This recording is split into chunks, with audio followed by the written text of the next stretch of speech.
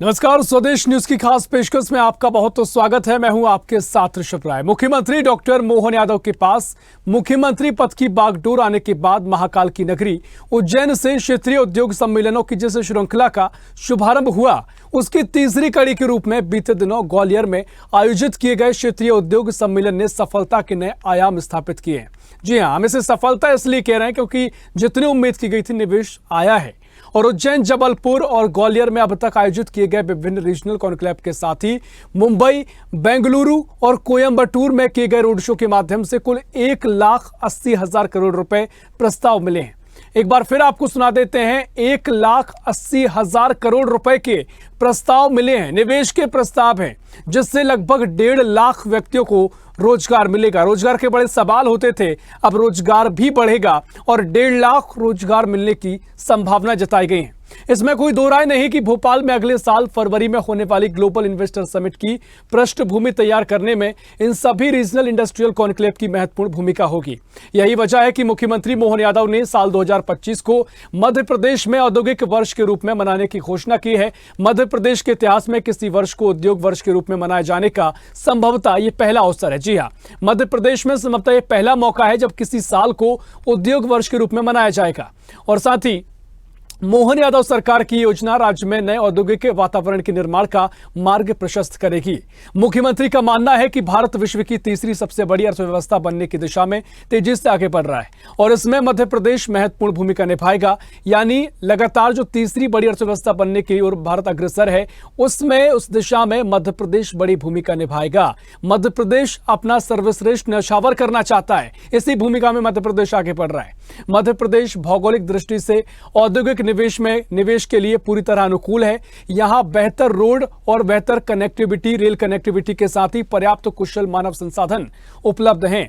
बीते दिनों देवास में आयोजित अखिल भारतीय उद्योग सम्मेलन में उन्होंने देश के बड़े उद्योगपतियों को तसल्ली दिलाई कि राज्य सरकार मध्य प्रदेश में निवेश करने के लिए यहां हर तरह की सुविधा उपलब्ध कराएगी। क्षेत्रीय उद्योग सम्मेलनों की अगली कड़ी में बुंदेलखंड के शहर सागर में 27 सितंबर को प्रस्तावित है। तो कुल मिलाकर अब जो अगली रीजनल समिट होगी, क्षेत्रीय उद्योग सम्मेलन होगा, वो बुंदेलखंडी शहर सागर में 27 सितंबर को आयोजित किया जाएगा। 3 आपने कॉन्क्लेव देखे हैं, पहला उज्जैन, दूसरा जबलपुर, तीसरा ग्वालियर और अब सागर में कॉन्क्लेव का आयोजन होगा 27 सितंबर को।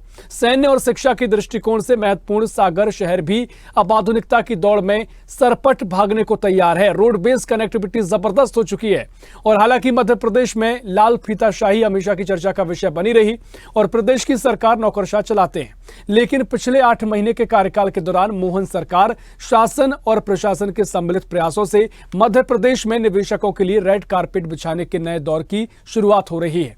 जाहिर है मध्य प्रदेश में निवेश के द्वार खुल रहे हैं और प्रदेश विकास के पथ पर अग्रसर है। तो मध्य प्रदेश में इससे पहले भी लगातार निवेश बढ़ाने को लेकर, निवेश और भी ज्यादा आए उसको लेकर प्रयास किए गए हैं, लेकिन अभी तक के बड़े सफल प्रयास नजर आते हैं क्योंकि 1,80,000 करोड़ का निवेश प्रस्तावित इन 3 समिट में किया गया, 3 सम्मेलन में किया गया है। आगे सागर में यह समिट होना है, कॉन्क्लेव होना है, उसके बाद राजधानी भोपाल में फरवरी में अगले साल होना है। तो लगातार रोजगार भी इससे नए अवसर कहे कि निर्मित हो रहे हैं और तकरीबन अभी तक जो समिट हुई है उसमें 1.5 लाख लोगों को रोजगार मिलने की संभावना जताई गई।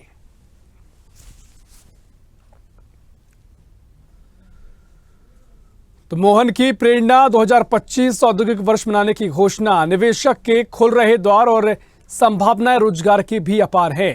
तो कुल मिलाकर नए विकास पथ पर अग्रसर मोहन सरकार नजर आ रही है।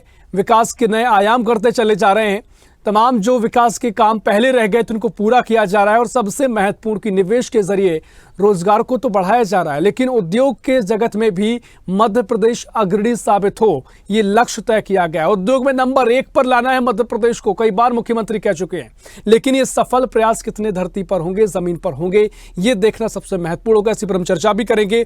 आपका मेहमानों से तारुफ करा देते हैं। भारतीय जनता पार्टी से प्रवक्ता राजेंद्र सिंह ठाकुर हमारे साथ जुड़ गए हैं। राजेंद्र जी, बहुत स्वागत है आपका स्वदेश न्यूज में। साथ ही कांग्रेस से हमारे प्रवक्ता प्रमोद द्विवेदी जुड़ गए। प्रमोद जी, बहुत स्वागत है आपका स्वदेश न्यूज में। सबसे पहले राजेंद्र सिंह ठाकुर साहब, मैं आपके पास आऊंगा। जिस तरीके से मोहन सरकार लगातार निवेश को बढ़ावा देने के लिए तमाम कार्यक्रम कर रही है, स्थानीय स्तर पर रीजनल इंडस्ट्री कॉन्क्लेव आयोजित किए जा रहे हैं। अब जो आंकड़े निकलकर सामने आए कि 1,80,000 करोड़ के प्रस्ताव आया है निवेश का, 1.5 लाख रोजगार यहां से मिलने जा रहे हैं, संभावनाएं कम से कम जताई जा रही हैं। लेकिन सवाल कई होते हैं। कांग्रेस लगातार सवाल खड़ी पहले करते आई है और तमाम सवाल जो कांग्रेस अपने अनुभव से भी कहती है, क्योंकि विपक्ष की भूमिका में सवाल महत्वपूर्ण हो जाते हैं। उनका कहना है कि आप इवेंट की राजनीति करते हैं, इतने प्रस्ताव तो आ गए हैं, लेकिन जमीन पर कितने तब्दील होंगे, कितना रोजगार मिलेगा, उनको इस बात पर संदेह है। राजन जी, देखिए ऋषभ जी, कांग्रेस हमेशा संशय में रहती है क्योंकि उनकी खुद की कार्यप्रणाली संदेहास्पद रही है हमेशा विकास के लिए। क्योंकि अभी वो स्वयं देख रहे हैं कि मध्य प्रदेश के मुख्यमंत्री जी दूसरे प्रदेशों में भी गए हैं और अपने यहाँ भी जबलपुर, उज्जैन और ग्वालियर में जो कार्यक्रम आयोजित किए गए।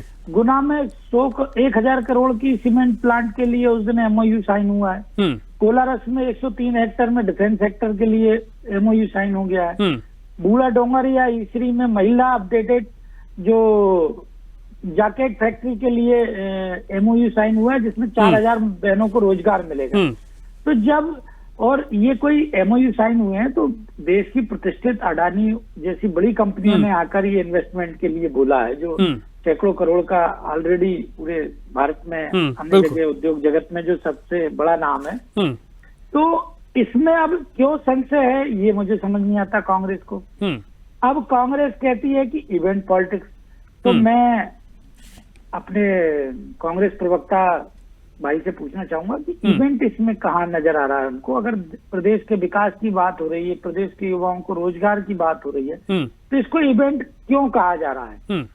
और मैं तो कहूंगा अगर ये ऐसे इवेंट रोज होते हैं जिसमें हमारे बेरोजगारों को रोजगार मिलता है, हमारे प्रदेश में नए नए नवाचार हो रहे हैं और नई फैक्ट्रियों के माध्यम से उद्योग जगत को काम मिल रहा है, तो निश्चित तौर पर ये इवेंट, अगर इनको ये इवेंट भी मानते हैं तो ये तो अच्छी बात है ना कि अगर किसी कार्यक्रम के माध्यम से आज अगर इतना करोड़ों, आप स्वयं बता रहे हैं और ये पूरे जो डाटा आपके पास भी पहुंचा है कि कोई छोटा डाटा तो है नहीं। देखिए, निश्चित तौर पर देखिए सवाल तमाम ऐसे कांग्रेस के रहते हैं। मुझे लगता है कि एक असंतुष्ट पूर्वक आपने प्रतिक्रिया दी, तमाम बातों को आपने स्पष्ट किया। चर्चा को हम आगे बढ़ाएंगे। प्रमोद द्विवेदी जी, मैं आपके पास आ रहा हूं। मेरी आवाज आप सुन पा रहे हैं? जी प्रमोद जी। जी बिल्कुल। देखिए, राजेंद्र सिंह ठाकुर साहब तमाम बातें कह रहे थे, तमाम जो सवाल थे, क्योंकि इससे पहले भी हमारी चर्चा हुई और आपकी कांग्रेस की ओर से हिमानी सिंह जी हमारे साथ जुड़ी, उन्होंने तमाम बातें कही, सवाल खड़े किए थे। मैंने राजेंद्र जी सवाल सीधे पूछे और उन्होंने सवाल का जवाब दिया है। लेकिन महत्वपूर्ण तरीके से जिस तरीके से सरकार विकास की पथ पर अग्रसर हो रही है, अब लगातार विकास हर सरकार करना चाहती है, हर सरकार करती है, लेकिन जिस तरीके से निवेश को बढ़ावा दिया जा रहा है, लगातार उद्योगों को बढ़ावा दिया जा रहा है। मोहन यादव कह चुके हैं कि मध्य प्रदेश को उद्योग के क्षेत्र में नंबर 1 बनाना है। अब एक कहना अलग हो जाता है, लेकिन अब जमीन पर स्थानीय इंडस्ट्रीज जो कॉन्क्लेव की शुरुआत की गई, उज्जैन में कॉन्क्लेव हुआ, जबलपुर में कॉन्क्लेव हुआ, ग्वालियर में कॉन्क्लेव हुआ, इसके बाद सागर में होना है, फरवरी में भोपाल में होगा। अब इसमें आप कहते हैं कि आउटपुट कुछ नहीं निकलता है। 1,80,000 करोड़ के निवेश प्रस्ताव किया गया है, 1.5 लाख रोजगार यहां से अवसर पैदा हो रहे हैं, तो इसका तो स्वागत कांग्रेस कर सकती है खुले दिल से। सर प्रमोद जी,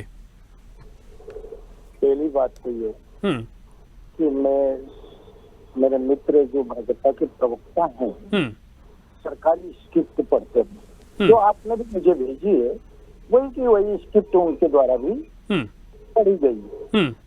और उनका काम है, सरकार के उनकी है, वो सरकार के दल उनका है और वो सरकार की पढ़ाई तो करेंगे। वो यथार्थ की बात करता है। किसी भी उद्योग को लगाने के लिए जमीन की आवश्यकता होती है और औद्योगिक जमीन के लिए मास्टर प्लान की आवश्यकता होती है जी। मास्टर प्लान में जब तक आप तब्दीली नहीं करेंगे, क्या उद्योग क्षेत्र में निर्मित हो जाएगा? पहला कानूनी प्रावधान की बात कर रहा हूँ मैं। जी जी। मैं उत्तर जैसे शहर में पूछ रहा हूँ कि मास्टर प्लान में संशोधन हो गया क्या? मास्टर प्लान के बिना औद्योगिक क्षेत्र निर्मित किया जा सकता है? पहला। जी जी। दूसरा, तकनीकी ज्ञान उद्योग धंधे चलाने के लिए जैसे कि विप्रो को हमने 698 करोड़ की जमीनें दी थी। सुपर कॉरिडोर क्षेत्र में भी टीसीएस और इंफोसिस को दी गई थी। करार ये था कि 30% रोजगार स्थानीय नौजवानों को दिया जाएगा, लेकिन उस शर्त का पालन भी नहीं किया, वो सरकार कुछ नहीं कर पाई। औद्योगिक घराने पीथमपुर, देवास, अन्य क्षेत्रों में हुए। आज भी आप देख सकते हैं कि बैंक नोट ट्रेस के कारण कितने रोजगार मिले, कितने उद्योग धंधे देवास में पनपे जी। इंदौर क्यों विकसित होता गया?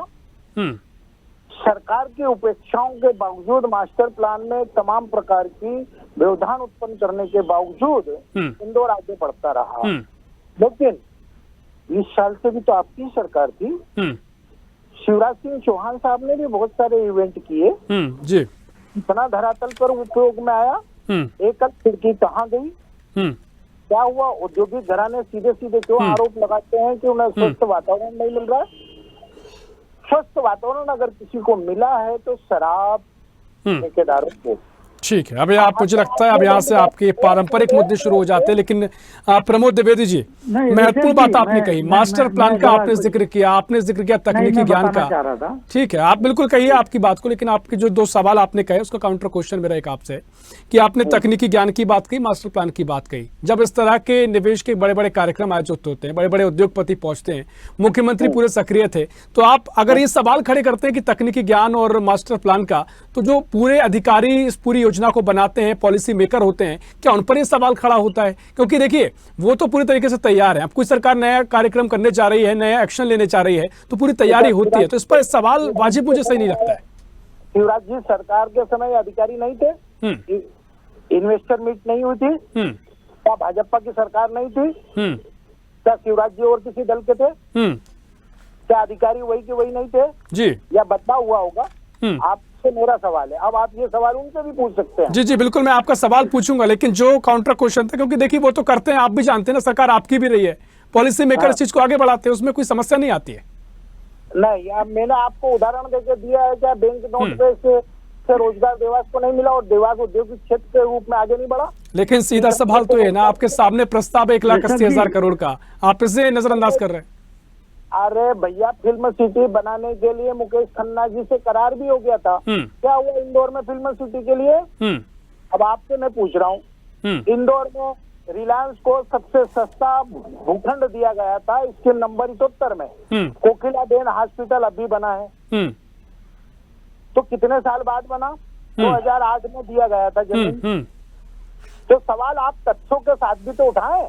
देखिए ठीक है, ठीक है, आपके तमाम तथ्यों का जवाब देने के लिए बैठे हैं यहाँ पर राजेंद्र जी, वो तमाम तथ्य पर आपकी पूरी चर्चा सुन रहे हैं। सर जी, मैं प्रमोद भाई से जानना चाह रहा था, प्रमोद भाई जो कह रहे हैं, तो इनको संशय ज्यादा रहता है। ये खुद ही कह रहा है कि अब कोकिलाबेन अस्पताल बन गया है, खुद ही कह रहा है कि जमीन 2008 में दी थी, थोड़ा समय लगा होगा क्योंकि इन्वेस्टर के अपने बीच में कोविड पीरियड आया, ये आया। तो एक मिनट, मैं सुन रहा था प्रमोद जी, आपको भी सुनने की क्षमता रखनी चाहिए।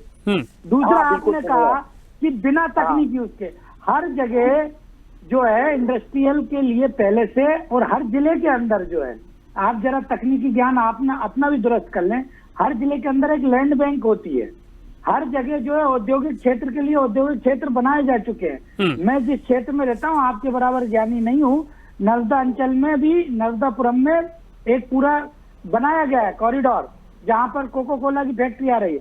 दूसरा, आपने कहा शिवराज जी की सरकार की, तो जरा मेरे साथ यहाँ से मैं आपको ले चलता हूँ अपनी गाड़ी में बिठाल कर, जरा आप चलिए बुधनी में, वर्धमान देखिए, ट्राइडेंट देखिए, ये फैक्ट्री क्या हवा में आई है, जहाँ आज भी मेरे क्षेत्र के हजारों लोग काम कर रहे हैं। ट्राइडेंट मध्य प्रदेश में आई कि नहीं? वर्धमान मध्य प्रदेश में आई कि नहीं? तो ये लोग ये बात करते हैं, इनको विकास दिखता नहीं है। दूसरी चीज, जो इवेंट वाली बात इन्होंने कही, तो इवेंट पे पैसा खर्च करना किसे कहते हैं? ये कमलनाथ जी की 15 महीने की सरकार में जो इवेंट हुआ, आपके ही इंदौर में ITA हुआ, और भोपाल में सलमान खान और वो हीरोइन को बुलाकर किस तरीके से फोटो सेशन हुए हैं, जो काफी ट्रोल हुए थे कमलनाथ जी, वो इवेंट कहलाते थे कि हीरो हीरोइन को बुलाना, उन पे करोड़ों रुपए खर्च करना, वो इवेंट था। कमलनाथ जी ने इवेंट किया, वो आपको इवेंट नहीं लगा। उससे कौन सा फायदा आपके इंदौर को हुआ या मध्य प्रदेश को हुआ? एक भी रुपए का फायदा हुआ, बल्कि उल्टा मध्य प्रदेश सरकार ने उनको पैसा दिया। उससे आप बताइए मुझे कि वो 15 महीने के अंदर जो 2 इवेंट किए गए, उन दोनों इवेंट से अगर 1 रुपए जी प्रमोद जी, मुझे लगता है आपके तमाम सवालों के जवाब आपको मिले होंगे। प्रमोद जी, आपके इंदौर में कितना पैसा खर्च करना पड़ा सरकार को, और कमलनाथ जी। ठीक है राजन जी, ठीक है राजन जी, आपने अपनी बात रख ली है। प्रमोद जी, अगर इवेंट उसको नहीं किया जाता तो 20 साल का आपने अभी बताया कि इतने साल लगे, तो 15 महीने में ये एक झटके में काम हो जाता। और जो नहीं, मैं ये जानना चाहता हूँ 15 महीने में क्या पॉजिटिव था, हुआ या नहीं हुआ? आप तो ये बताइए कि उसके पीछे। ठीक है, एक एक करके हम चल रहे हैं। प्लीज, मैं आपके बीच में नहीं बोला, डिबेट छोड़ दूंगा। ठीक है राजन जी, ठीक है। देखिए, आप तर्क रखिए, तो कोई डिबेट छोड़ देना, इस तरह की बात करना ठीक है। आप सार्थक की चर्चा हम कर रहे हैं। ठीक, एक एक करके मैं आ रहा हूँ ना प्रमोद जी, आप बोलिए। बिल्कुल, संयम रखें, सुनने की क्षमता रखें। लेकिन वो इवेंट की बात कर रहे हैं, वो विकास का जो पैमाना चल रहा है वो ठीक चल रहा है, लेकिन जो इवेंट हो रहे थे, आपने इवेंट पर सवाल खड़े किए थे, उस पर उन्होंने आपको जवाब दिया है। जवाब देने का समय था उनके पास। ठीक है, बोलिए प्रमोद जी, बोलिए। अल्फा एक आयोजन होता, इससे फिल्मी कलाकार और अंतर्राष्ट्रीय लोग कलाकार आदि आते, और हमारे क्षेत्र में जो रविशंकर जी, तानसेन जी आदि संगीतकार और कलाकार भी हैं, तो इस क्षेत्र की प्रतिभाएं भी उभरती और उसको होता। एक उद्देश्य था, लेकिन वो 15 महीने के अंदर नहीं पूरा किया गया, वो न कर सकते थे। अधिकारी भी वही है, सरकार भी वही है। अब मेरे भाई साहब ने कहा कि औद्योगिक क्षेत्र, सिंहस्थ, पता है उन्हें कि सिंहस्थ के क्या नियम है? कितना वहां पर कोई जमीन सिंहस्थ के मेले में अधिग्रहित, सिंहस्थ के कारण अधिग्रहित होती है, तो सरकार उस जमीन को हाथ भी नहीं लगा सकती। और उज्जैन की सीमाएं भी तय हैं, ऐसे ही इंदौर की सीमाएं भी तय हैं। मास्टर प्लान का अपना अपना नियम है। इस प्रकार से औद्योगिक क्षेत्र के लोग एक एकल खिड़की की मांग कर रहे हैं। आप बार बार देने की बात करते रहते थे। औद्योगिक इकाई कई प्रकार के सुविधाएं मांग रहे हैं। आप ठीक है, उन्हीं उद्योगपतियों से चर्चा मुख्यमंत्री को ये तमाम सहमति उन पर बनी है। प्रमोद जी, ठीक है, आप अपनी बात रखिए, लेकिन जिस तरीके से आपने कहा कि तमाम जो अभी संगीतकार आते, बड़े बड़े अभिनेता यहाँ पर पहुंचते, ठीक उसी तरह हम उद्योगपतियों को भी ले सकते हैं। अंबानी है, अडानी है, देश के बड़े बड़े उद्योगपति हैं, दुनिया में इनका नाम होता है, वो आते हैं, क्या उनकी प्रतिभा को नहीं गिना जाएगा? उनको देने दीजिए ना। नहीं, ठीक है, उनके पास आऊंगा, लेकिन ये काउंटर क्वेश्चन मेरा आपसे, जो आप सवाल कर रहे हैं, आप मेरे से मैं यही कह रहा हूँ कि 20 साल में ये सब क्यों नहीं आए? आपसे मैं पूछना चाहता हूँ आपको, कितना धरातल पे है? जी, मैं जवाब दे दूं अगर आप सहमति हो तो। ठीक है, ठीक है, ठीक है राजन जी, आप अपनी बात कहिए। उन्होंने तमाम सवाल किए, क्यों ये 20 साल में नहीं हो पाया? देखिए प्रमोद जी, 2 चीजें मैं आपको बता रहा हूँ। एक तो आपने कहा आईफा अवार्ड फंक्शन जो होता है वो शुद्ध रूप से व्यावसायिक फिल्म फेस्टिवल होता है, उससे कोई भी सकारात्मक, आपने जिन लोगों के नाम लिए ना, रविशंकर जी और उनके, वो शास्त्रीय संगीत से जुड़े हुए लोग थे, उनका फिल्मी दुनिया से कोई लेना देना नहीं। एक अडानी और अंबानी। दूसरी चीज, 1 मिनट, अभी आपने क्या बोला था? बीच में नहीं बोलना, आप ही नहीं छोड़ सकते हो डिबेट। जब मैं बोल रहा हूँ तो सुनिए, आप गलत बोल रहे थे, आपकी जानकारी अधूरी है। ठीक है, ठीक है, एक एक करके बात है राजन जी। दूसरी चीज, ITA अवार्ड हुआ था इंदौर में, मैं जानना चाहता हूँ उसमें कौन सी सकारात्मक सोच थी? वो तो हो चुका था ITA अवार्ड इंदौर में, उसमें इतना पैसा सरकार ने खर्च किया था, उससे क्या सकारात्मक सोच थी आपकी, या उससे क्या फायदा हुआ? तीसरी और बड़ी चीज, आपने कहा अगर फिल्म टूरिज्म की बात कर रहा हूँ, मैं उसका जानकार हूँ इसलिए बात कर रहा हूँ, आपकी तरह अब हम बात नहीं कर रहा हूँ कि रविशंकर जी को फिल्मी लाइन से जोड़ दूं, आईफा से जोड़ दूं। मध्य प्रदेश में फिल्म पॉलिसी बनी है भारतीय जनता पार्टी की सरकार में, और उसके कारण मध्य प्रदेश में आज साल भर में अनेकों फिल्में शूट होती, जिसके कारण करोड़ों रुपए का रोजगार मिलता है। हाल ही में स्त्री 2 आपकी चंदेरी में शूट हुई पूरी, उससे कितना रोजगार मिला।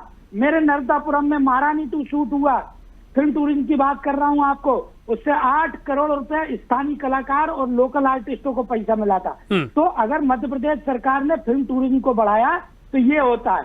आपकी तरह आईफा अवार्ड करने से किसी को रोजगार नहीं मिलता है, थोड़ी सी जानकारी दुरुस्त करके बोला करें हम। ठीक है प्रमोद जी, अब अपनी बात रखिए। और लेकिन देखिए, महत्वपूर्ण बात ये थी, हम पुराने जितने भी चीजों पर जाएंगे उतनी तार खुलते जाएंगे, लेकिन सीधी बात यह है कि अभी जो इस तस्वीर बनी है, क्या स्वागत कांग्रेस द्वारा नहीं किया जा सकता है?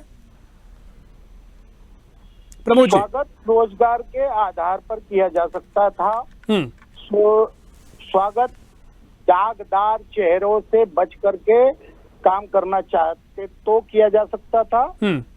अडानी और अंबानी जैसे लोगों की बात कर रहे हैं जिन्होंने वित्तीय संस्थाओं से ऋण लिया है और हर सरकार में सरकारी ठेके इनको मिल रहे हैं। स्वागत तो तब किया जाता कि जब नई पौध को आप उद्योग के लिए उनकी क्षमताओं का आकलन करते हुए उनके लिए रियायत रखते, स्थानीय लोगों को उसमें सहभागी बनाते। अभी इंदौर में ही लखपतियों की सूची जारी हुई, उसमें इंदौर के सबसे ज्यादा थे। उसमें एक श्याम सुंदर जी हैं जो दिवालिया हो गए थे बीजेपी की सरकार में अभी, और अचानक सरकार ने उनको 18 करोड़ रुपए माफ किया और फिर उनकी कंपनी दूसरे नंबर पायदान पर आ गई। ये सरकार की सोच है। ये सरकार और औद्योगिक घराने के संरचना के लिए स्टाम्प ड्यूटी में 40% की छूट का प्रावधान बीजेपी की सरकार ने ही किया था। कांग्रेस की सरकार का अनुमोदन करते हुए उसे मोहन यादव साहब की सरकार ने और शिवराज जी की अंतिम चरणों की सरकार ने समाप्त कर दिया। उद्योग धंधे के लिए पानी, सड़क, बिजली के साथ साथ सरकारी नीति आवश्यक होती है, सरलीकरण आवश्यक होता है। सर्वप्रथम औद्योगिक घरानों से आप प्रतिवेदन लेते हैं कि आपकी क्या क्या समस्याएं हैं। ठीक है। लेकिन राजन जी के पास मैं आऊंगा, लेकिन ये पूर्वाग्रह क्यों प्रमोद जी, पूर्वाग्रह क्यों? क्योंकि इस देखिए सड़क पे भी काम हो रहा है, आप खुले दिल से स्वागत कीजिए ना, खुले दिल से मानिए ना। सड़क का आप देखिए क्या मायाजाल बिछा हुआ है। मैं कह रहा हूँ कि पूरी जगह नहीं हुआ, कई क्षेत्र अचूक रह गए होंगे, चूक उनमें रह गई होगी, लेकिन बड़ी संख्या में रोड बेस बढ़ा है, रोड बने हैं, तो एक पूर्वाग्रह क्यों रखना कि सारी चीजें नहीं हुई होगी? जमीन पर तो देखिए जरा। सड़क आपने बनवाई, मध्य प्रदेश सरकार ने बनाई, फिर ठेका टोल टैक्स कौन लेता है? टोल टैक्स कौन लेता है? सरकार लेती है। आप जवाब देंगे? मध्य प्रदेश कर्जों में क्यों है? अगर विकास हुआ तो कर्जा क्यों? क्या बात कर रहे हैं सर? विकास हुआ तो कर्जा सरकार बताती है कि विकास हो रहा है, एक तय पैमाने के हिसाब से कर्ज लिया जाता है। ये तो आप लोगों के दृष्टि भ्रम है। रातल पे तो क्या, चलिए ठीक है महोदय, क्या किया जाए आप बताइए, क्या किया जाए सरकार के लिए? आप अपना वो करिए, अपना एक प्रस्ताव दीजिए। टेबल पर बैठ करके स्वस्थ वातावरण निर्मित करने के लिए उनकी एकल खिड़की की मांग को दुरुस्त करिए, एकल खिड़की बनाइए। उन्हें क्या क्या आवश्यकता है पहले चेक आउट करिए, उसके पश्चात वो क्षेत्र चिन्हित करिए। ठीक है, समय कम है राजन जी देखिए तमाम प्रस्तावी वो बता रहे हैं और वो कह रहे हैं कि इतना अगर विकास हुआ है तो कर्ज क्यों लिया? क्या है? दो चीजें पूछना चाहता हूँ। प्रमोद जी ने कहा कि अडानी और ये ग्रुप जो है इनको लेकर इन्होंने संशय जाहिर किया। जब राजस्थान की सरकार में अशोक गहलोत उन्हें आमंत्रित करते हैं तब अडानी ठीक हो जाते हैं, तब वो बड़े उद्योगपति होते हैं, उनके लिए लाल कारपेट बिछाती है तत्कालीन राजस्थान सरकार अशोक गहलोत, तब अडानी अच्छे हो जाते हैं। और जब वो मध्य प्रदेश में इन्वेस्टमेंट करने आते हैं तो इनका कहना है कि वो गलत हो जाते हैं। एक चीज। दूसरी चीज, इन्होंने कहा सड़क, बिजली, पानी, अधोसंरचना विकास।